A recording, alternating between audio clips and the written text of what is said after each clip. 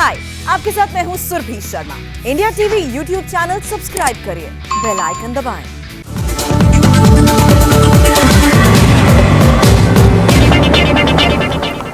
थोड़ी देर पहले आपने दिल्ली की ऑक्सीजन रिपोर्ट देखी। अब महाराष्ट्र के नए कोरोना आंकड़े भी आ गए हैं। महाराष्ट्र में ऑक्सीजन क्राइसिस कितना है, मुंबई को कितनी ऑक्सीजन की जरूरत है, लॉकडाउन से भी महाराष्ट्र में कोरोना काबू में क्यों नहीं आ रहा, इसका जवाब जानने के लिए हमारे साथ अब जुड़ रहे हैं, जवाब देने के लिए हमारे साथ जुड़ रहे हैं महाराष्ट्र के स्वास्थ्य मंत्री राजेश टोपे जी। राजेश जी, इस वक्त महाराष्ट्र के अस्पतालों में ऑक्सीजन की क्या परिस्थिति है? दिल्ली जैसे रीजन में बहुत खराब हालात हैं, क्या आप महाराष्ट्र में भी ऐसी परिस्थिति देख रहे हैं? बिल्कुल है, इसी टाइप का सिचुएशन है। इसीलिए हम बोल रहे हैं कि हमें थोड़ा जो कंफर्टेबल जोन या टॉलरेंस जो रहना चाहिए कि अगर हमारा टैंकर वक्त पे नहीं पहुंचता है तो बिल्कुल ऐसी क्राइसिस हाँ दिल्ली जैसी हो सकती है, कुछ ज़िलों में कुछ हॉस्पिटल्स में ज़रूर हो सकती है। तो मुझे लगता है कि ये क्राइसिस न हो, इसीलिए महाराष्ट्र में इतनी संख्या है, क्रिटिकल संख्या बहुत ज़्यादा है, डेथ रेट है, तो ये सभी को देखते हुए हमारे को ऑक्सीजन का प्रमाण बढ़ा है। तो एक पर्याप्त मात्रा में हमारे को ऑक्सीजन मिलना बहुत ज़रूरी है।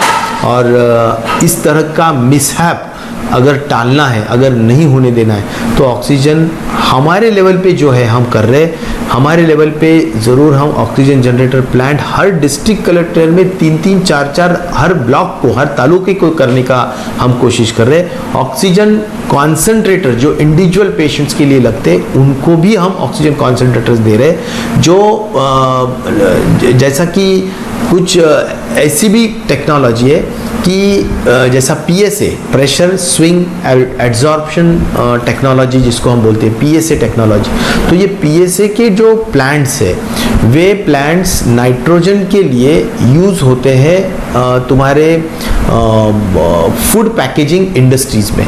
तो यह प्लांट भी हम उनको बोले कि आपकी इंडस्ट्री आप बंद करो और ये प्लांट्स गवर्नमेंट के हॉस्पिटल्स को दो।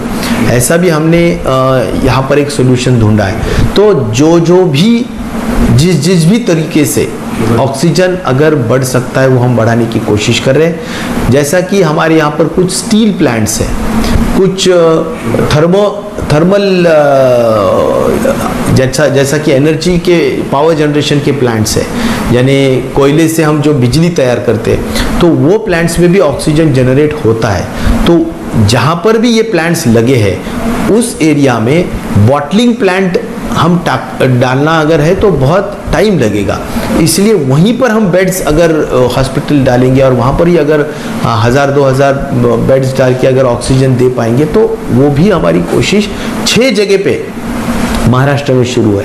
जैसा कि 3 थर्मल पावर स्टेशन है, 1 स्टील प्लांट है, 1 RCF का प्लांट है। ऐसे जगहों पे हमारे को जहाँ भी ऑक्सीजन और जो प्योरिटी का ऑक्सीजन है जो हम मरीज को दे सकते हैं, कोविड पेशेंट को दे सकते हैं, वो ऑक्सीजन जिन एरिया में मिलता है वह एरिया में हम हॉस्पिटल बेड्स लगा के हम उनको डायरेक्टली ऑक्सीजन देने की भी व्यवस्था करने के लिए हम डायरेक्शंस दे चुके हैं। तो मैं ये कहना चाहता हूँ ऑक्सीजन अभी बहुत ही ऐसी कमोडिटी हुई है कि जिसका कोई मूल्य हम बता ही नहीं सकते, इतनी कमोडिटी ये महंगी और ज़रूरी हो गई है।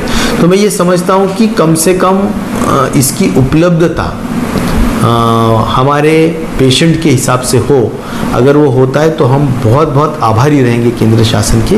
इतना मैं ये यहाँ पर ऑक्सीजन के हद तक कहना चाहता हूँ, क्योंकि हमारी तरफ से हम पूरी कोशिश कर रहे हैं। केंद्र ने थोड़ा आधार देने की ज़रूरत है, दे रहा है, ऐसा नहीं कि नहीं दे रहा है, केंद्र दे रहा है, लेकिन सेंट्रल गवर्नमेंट ने और जो भी टर्न अराउंड टाइम कम करने के लिए और थोड़ा एलोकेशन बढ़ाने के लिए जो हमारी ज़रूरत है उतनी पूरी करना हमारी एक जायज़ और जस्टिफाइबल एक डिमांड है। टोपे साहब, बहुत बहुत शुक्रिया हमसे बात करने के लिए। हाय, आई एम सुरभि शर्मा। खबरों से अपडेट रहने के लिए India TV YouTube channel subscribe करिए, साथ में बेल आइकन जरूर दबाएं। जुड़े रहें इंडिया टीवी के साथ।